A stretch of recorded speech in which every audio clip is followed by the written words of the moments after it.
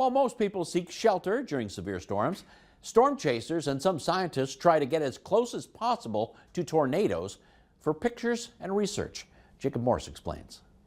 On May 21st, while a violent EF4 tornado ripped through Greenfield, Iowa, a team of scientists positioned themselves within miles of the storm to collect valuable data with mobile radars and pods of instruments deployed as close to the twister's path as possible. When you're trying to collect low-level wind data, when you're trying to get data really near the surface, that's the hardest data to get. You have to get really close to the tornado in order to do that.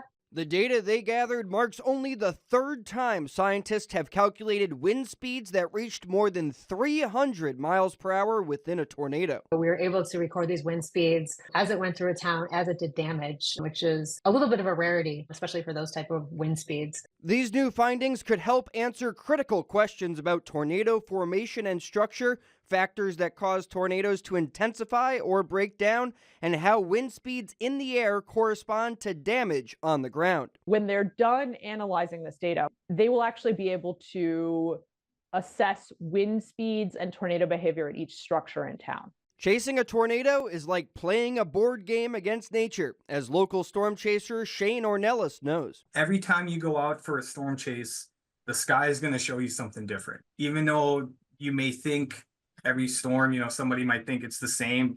No, the characteristics, each storm has its own personality.